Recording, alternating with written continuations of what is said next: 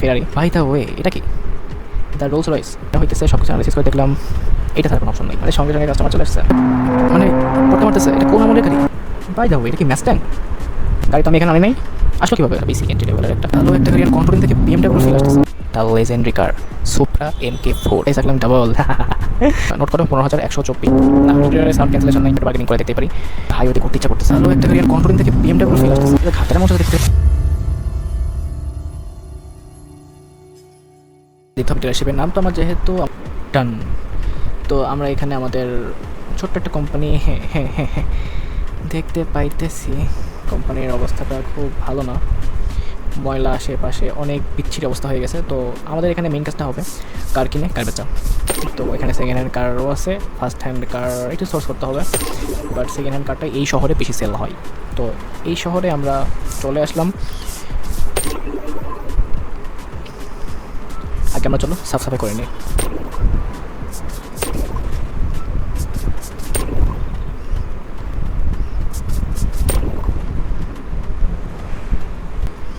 তো দেখো সাফ সাফাই হয়ে গেছে। এখন যেহেতু ডিলারশিপটা কেনা হয়েছে কিছুক্ষণ আগেই, তো এখানে অনেক ডাস্ট পড়ে আছে যেগুলো এখন আমাদের ঠিক করে ফেলতে হবে। চলো এগুলো ছটফট করে ফেলি। তো সব লিঙ্ক হয়ে গেছে, ছিল তো আমি বুঝতে পারছি, সমস্যা নেই, চলো ওপেন করার যাক। সো এই হলো খুবই এন্ট্রি লেভেলে ব্যবসা, বাট ডাস্ট এসি আছে, সব ঠিক আছে, গুড। কম্পিউটার টেক্সট সবই ঠিক আছে, কন্টেনারের মতো হলো, অতটা খারাপ না, মোটামুটি ঠিক আছে। অ্যান্ড এই হলো ছোট্টখাট্ট একটা ব্যবস্থা। অ্যান্ড এই শহরের সব কিছু সুন্দর, আমার কাছে খুব ভালো লাগে, পরিষ্কার, পিছনের এরিয়াও অনেক বড়ো, সামনের এরিয়াও অনেক বড়ো। অ্যান্ড সমস্যা নেই, চলো আমরা এখন ডিরেক্ট কার সোর্স করতে চলে যাই। আমাদের এখন $60,500 আছে। তো চলো আমরা এখন ডিরেক্ট চলে যাই কার মার্কেটে। আমাদের এখন কার লাগবে, কারণ আমাদের সেল করতে হবে।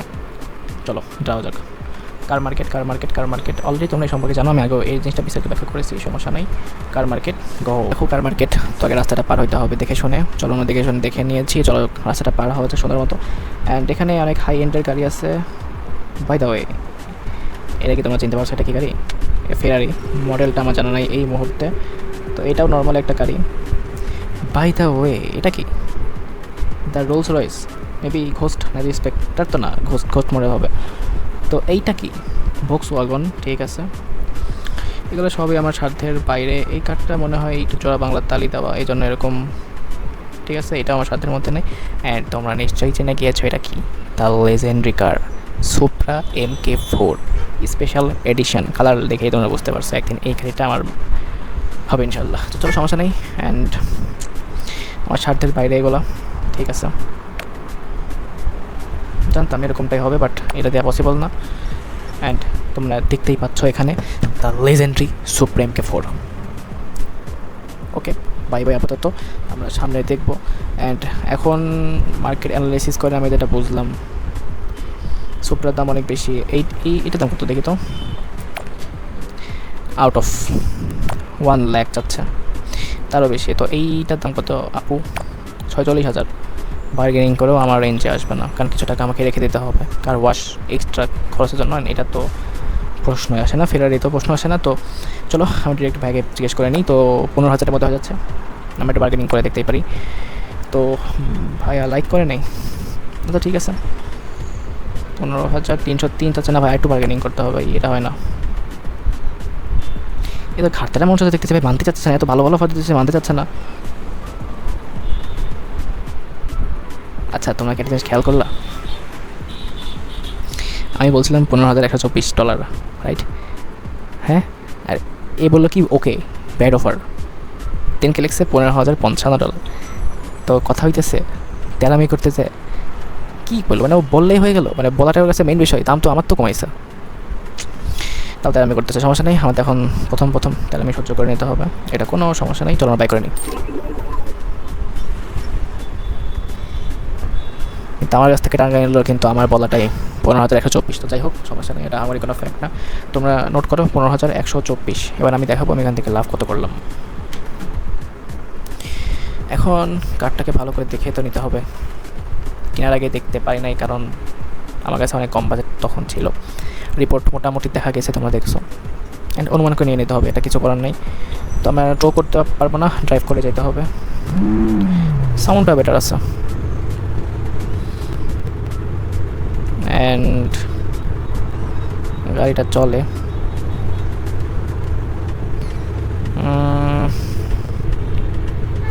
অ্যান্ড এই সিটিতে একটা জিনিস আমি লক্ষ্য করছি, এখানে আসলে কেউ ইন্ডিকেটর ইউজ করে না, মানে গাড়িতেও ইন্ডিকেটর দেয় না। ঠিক আছে, নো প্রবলেম।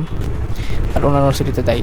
সো এই গাড়িতে যখন এই সিটিতে যখন ইন্ডিকেটর ইউজ করা হয় না, তো ইন্টেরিয়র এখানে নাই, তো এটা দেখার কোনো অপশন নাই। সো আমরা মোটামুটি ঠিকই লেগেছে। অ্যান্ড ইন্টেরিয়রটা একবার দেখে আসা যাক। মনে হচ্ছে মার্সিডিজের কোনো ব্র্যান্ড হবে এটা। ম্যানুয়াল গাড়ি অবশ্যই, এখানে অনেক আগেকার মডেল মনে হচ্ছে। খুবই এন্ট্রি লেভেলের একটা, বেসিক এন্ট্রি লেভেলের একটা ইন্টেরিয়র এখানে দেওয়া, তো নো প্রবলেম। চলো আমরা এখান থেকে এটা নিয়ে যাই। গাড়িটাকে আমরা একটু টেস্ট করবো যাতে কাস্টমারের কাছে ব্যাখ্যা করতে একটু ইজি হয়। গাড়িটাকে আমরা এখন ভাগাবো, গাড়িটা এখন ভাগবে। চলো লেটস গো। আই হাই, গাড়িটা পারবে কি করতেছে এটা? আমি তো স্পোর্টস মোটর দেই নাই। গাড়িটা এই যে এটা বাইরে লাগেছে, গাড়িটা মানে পটকে মারতেছে। এটা কোন আমলের গাড়ি? না, ইন্টেরিয়রের সাউন্ড ক্যান্সেলেশন নাই। তাহলে আমি তো স্পোর্টস মোড অন করি নাই। সব তো করতেছে কি লাভ? স্পোর্টস মোড অন করলে কি হবে? তো স্পোর্টস মোড অন করি, এই তো ফাইটটা চালাই।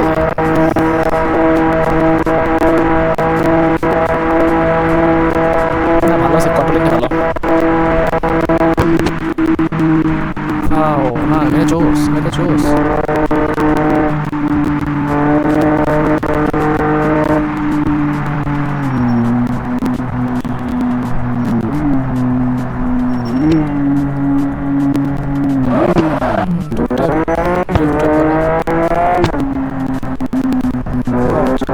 চলো আরেকটা কাজ করা যায়, আমরা ভিতর থেকে ইন্টেরিয়রে কত সাউন্ড নয়েজ হয় সেটা আমরা খেয়াল করি।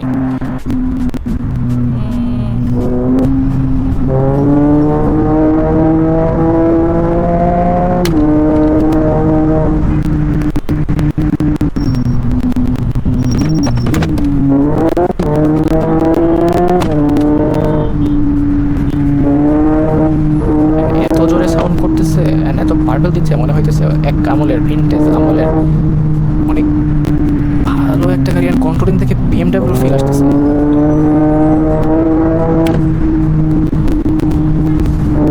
কি গাড়ি? আমি আসলে গাড়ির মডেলটা বুঝতে পারতেছি না। মার্সিডিজ মনে হচ্ছে ক্যারেক্টারিস্টিক্স থেকে। এখন প্রথম কাজ হচ্ছে আমাকে গাড়িটা ধুতে হবে। সো আমি চলো কার বাসায় চলে যাই। আমি আমার ঘর,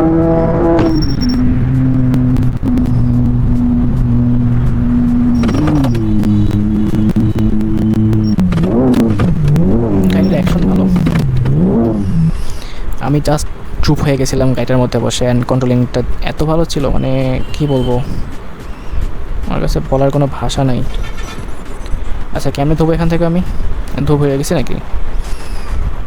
কীভাবে ধুতে হয় গাড়িটা? এখানে তো ইউজ করা যাচ্ছে, তাহলে এটাকে কেন ইউজ করা যাচ্ছে না? এই মেশিন খারাপ, ফালতু।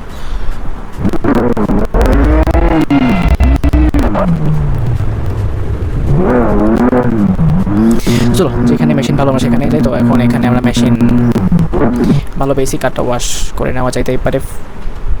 $150 দিয়ে যখন কিনতেই হয়েছে, ঠিক আছে। তো দেখো, কাস্টমারকে দিতে হলে ভালো করে ফ্রেশ করে দিতে হবে।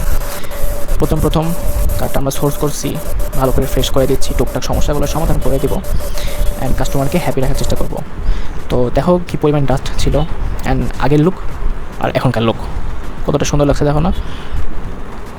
আগের লুকটা দেখো, দেখো না, আগের লুকটা দেখো আর এখনকার লুকটা দেখো, এই হলো পার্থক্য। তো সমস্যা নেই, আমরা এখন গাড়িটাকে ছোট্ট মোটো একটা রিপেয়ারে দিব। চালায় মনে হয় না কোনো সমস্যা আছে।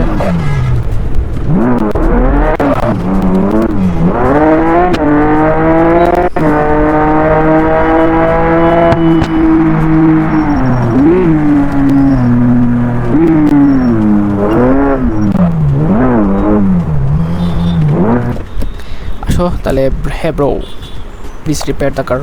620 চাইতেছে, ঠিক আছে, নো প্রবলেম। টুকটাক সমস্যা থাকলে সমাধান তারা করে দিক। ততক্ষণে আমি একটু চা কফি ব্রেক নিয়ে আসতেছি। তো দেখো ভাই, আমাদের এখন সম্পূর্ণভাবে কার রিপেয়ার কমপ্লিট হয়ে গিয়েছে। তো এখন আমরা সেই কার নিয়ে যাবো আমাদের ডিলারশিপে, সেখানে আমরা দাঁড় করাইয়া দিব। এখন আমরা ছেলের জন্য প্রস্তুতি নিব। আমাদের ফুল এটা কী হলো? তো তার গাড়ি আমার সাইড করে দেখি কোনো ক্ষয়ক্ষতি হলো না কি? মনে হয় না হয়েছে, কারণ দেখে তো মনে হইতেছে না।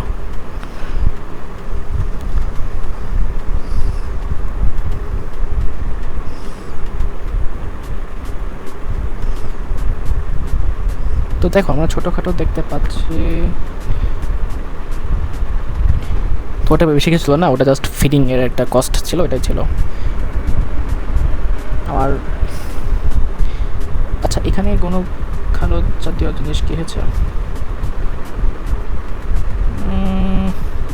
না আসে নাই, ঠিক আছে। আসলে আমি এটাকে ছেড়ে দিয়ে দিই, বাট আমাদের ডিলারশিপ তো অন করতে হবে। ও নো, আমি খেয়ালই করি না যে আমার ঘুমানোর সময় চলে এসেছে। চলো আগে আমরা ঘুমিয়ে আসি। চলো আমাদের সকাল হয়ে গেছে, গুড মর্নিং সবাইকে। তো এখন আমাদের কাজেও গুড মর্নিং টানতে হবে। তো এখন আমার সময় বাই দা ওয়ে, এটা কি আমার গাড়ি এখানে কী করে?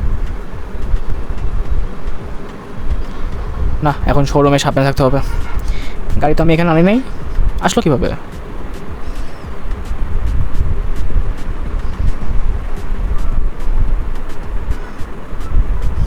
যাও, গাড়িটা ড্রিফট করতেছে ভালো, গুড গুড ডিল। অ্যান্ড তোমার গাড়িতে খেয়াল করছো আমার প্রচণ্ড নোংরা হয়ে আছে, আগে এটা সাফসুফ করতে হবে, জলদি সাফসুফ করে ফেলে চলো।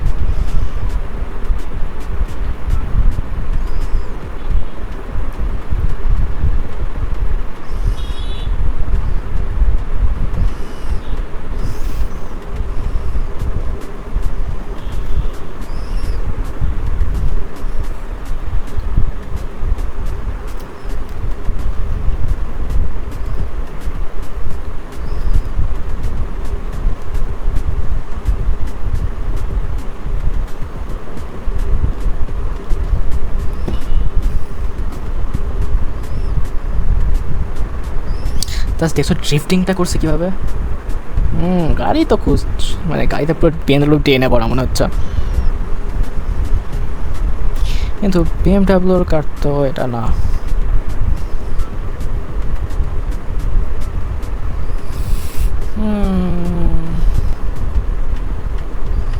আসো গাড়িটা আমরা সেলে বসাই দিই, প্রাইস রাখলাম ডাবল। দেখি কী করে এবার সেল হয় নাকি দেখি। ওয়াও, মানে সঙ্গে সঙ্গে কাস্টমার চলে আসছে, অদ্ভুত লাগলো না? তাহলে মানে ড্রিফটের এটা দেখে আসছে মনে হইতেছে, ড্রিফটে বড় দিচ্ছে গাড়িটা, ভালো ভালো, খারাপ না। তাই ড্রিফট মেরে মেরে গাড়ি আনার কাস্টমার আনতে হবে মনে হচ্ছে।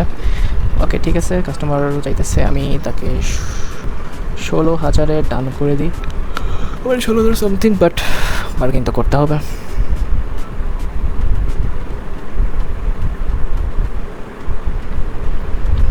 একটু বার্গেন করে দেখি। আচ্ছা আচ্ছা, প্রথম কাস্টমার তো আসলে হারাইতে ইচ্ছা করতেছে না, সেল করে দিই। তো দেখো আমি এখানে লাভ করছি নিশ্চয় তোমরা দেখতে পাইতেছো, আমি সেল করছি এটা $33,160। Can you imagine? আমি কিনছিলাম 15,000 সামথিং দিয়ে, নগদে আমার লাভ হয়ে গেল 15,000। বাহ কি বাত হ্যাঁ, বহুত আচ্ছা লাগা পানকো। তো চলো আমরা একটা কার নিয়ে একটু ঘোরাঘুরি করে দেখি। আমার একটা হাইওয়েতে ঘুরতে ইচ্ছা করতেছে, তো মোটামুটি আমার কাছে টাকা পয়সা কিন্তু হইছে, তাই না? আমি একটু কার মার্কেটে যেতেই পারি।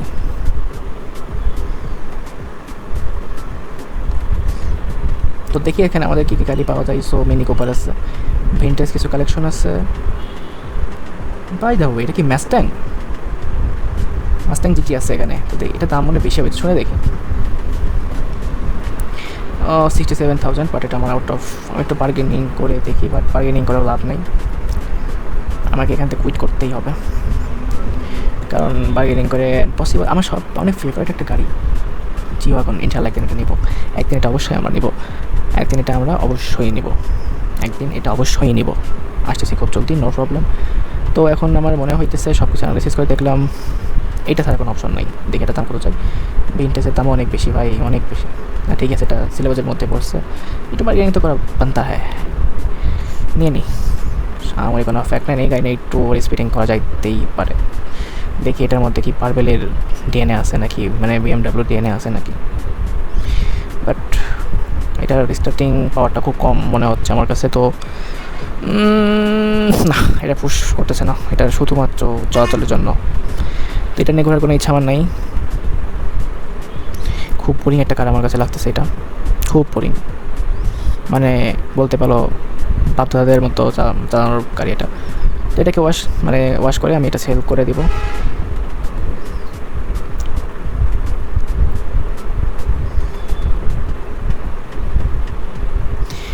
তো দেখো, তো আমাদের কাজ হচ্ছে এখন এটাকে ওয়াশ করা।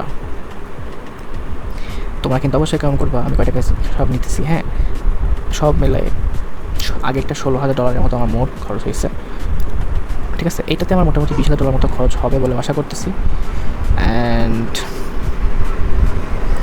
লাভ হয়েছে অনেক বেশি, ইনসেন লেভেল লাভ হয়েছে আমার আগেরটাই। অ্যান্ড চলো এটাকে সেল করা যাক। বাট একটা জিনিস খেয়াল করছো, এটা হুইলটা আমার ভালো লাগে নাই। বাট আমরা কি দেখি, আমাদের এখনও লেভেলটা আনলোড, মানে লেভেলটা আমাদের এখনও ভালো পর্যায়ে যায় নাই বলে আমাদের এখন কার মডিফিকেশনের কোনো সিস্টেম হয় নাই। মানে আমাদের সার্টিফিকেট নিতে হবে, লেভেল 2 যেতে হবে, মানে ক্লাসিফাইড হতে হবে। তো নো প্রবলেম, আমরা সেটাও যাবো, কোনো সমস্যা নেই। চল আগে এটাকে সেল করা যাক। ড্রিফটিংটা আমারই ভালো না, আমার ভালো লাগে নাই।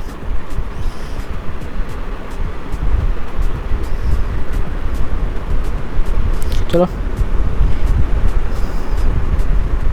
আমরা এটাকে সেলে বসে দিলাম, দেখি কি হয়, ব্যবসায় পর কথা আসে কিনা দেখি। কাস্টমার আর মোটামুটি ড্রিফট করছে, আগেরটা ড্রিফটের সাইন দিয়ে কাস্টমার আসছে, দেখি এটা ড্রিফটে আসে কিনা। আর মোটামুটি ভালো ড্রিফট করছে, আমার খারাপ না। বাট চালানোর এক্সপিরিয়েন্স থেকে ওটা ভালো লাগে না আমার কাছে মোটামুটি। বাট স্পোর্টস ফিলের জন্য না, নর্মাল ডে টু ডে লাইফের জন্য ঘুরে আছে গাড়িটা। এখন দেখি কাস্টমার কোথায়।